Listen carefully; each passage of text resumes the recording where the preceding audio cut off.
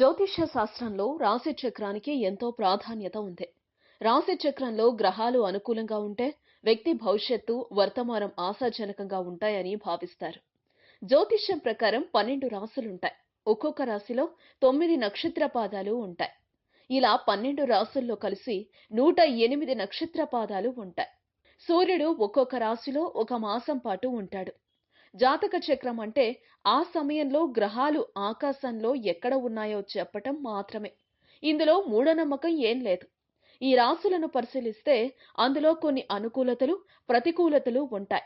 మనకున్న 12 రాశుల్లో ఓ 4 రాశులకు చెందిన వారికి మాత్రం అన్నీ కలిసి వస్తాయి. వీరిలో గెలుపోటములు సమానంగా ఉంటాయని జ్యోతిష్య నిపుణులు చెప్తున్నారు. ఇందులో ముందుగా మేషరాశి గురించి తెలుసుకుందాం. నిజానికి ఈ రాశి వారిని అగ్నితత్వంతో పోలుస్తారు. మేషరాశి వారికి పట్టింపులు ఎక్కువ. వీళ్ళు ఎక్కువగా కోపాన్ని, పౌరుషాన్ని చూపిస్తుంటారు. తమ అహం దెబ్బతింటే సహించలేరు. తమకి తోచిన విధంగా ఉండాలని భావిస్తారు. ఈ రాశికి కుజుడు అధిపతి అయినందున వీరిలో స్థిరమైన ఆలోచన ఉండదు. అందుకే ఎలాంటి నాంచుడు ధోరణి లేకుండా నిర్ణయాలు తీసుకుంటారు. మనసులో ఆలోచన వస్తే చాలు, దాన్ని అమలు చేసేందుకు సర్వశక్తులు ఒడ్డుతారు.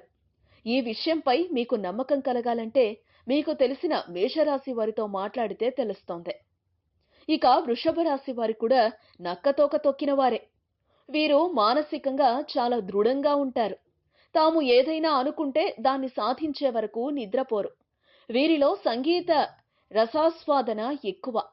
అంతేకాదు, వృషభ రాశి వారు సౌందర్య పిపాసులు కూడా. తాము ఎదుటి వారిని ఎలా ప్రేమిస్తున్నామో వారు కూడా తమను అలాగే చూడాలని కోరుకుంటారు. ఇందులో ఏ మాత్రం తేడా వచ్చినా తట్టుకోలేరు. ఇదే సమయంలో వృషభ రాశి వారికి సహనం పెట్టని ఆభరణం. తాము అనుకున్న దాన్ని పొందేందుకు ఎన్ని రోజులైనా వేచి చూసేందుకు వెనకాడరు. వీరు కుటుంబమన్నా, స్నేహితులన్నా ఎంతో ఇష్టపడతారు.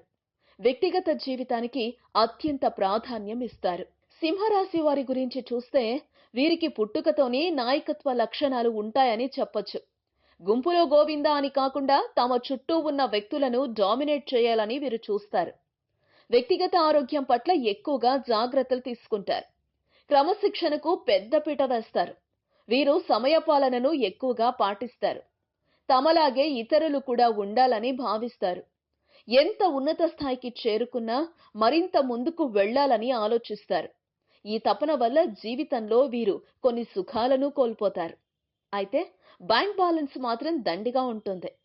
వ్యక్తిగత ప్రతిష్టకు ఎక్కువ ఇంపార్టెన్స్ ఇస్తారు.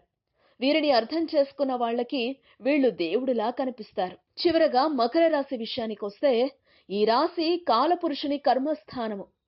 సూర్యుడు ఈ రాశిలో ప్రవేశించినప్పటి నుంచి ఉత్తరాయణ పుణ్యకాలము ఆరంభమవుతోంది. వీరికి బంధుప్రీతి ఎక్కువ. అందరిపై ప్రేమ పెంచుకోవడం వీరి స్వభావము, బలహీనత కూడా. నైతిక బాధ్యతలకు ఎక్కువగా ప్రాధాన్యత ఇస్తారు.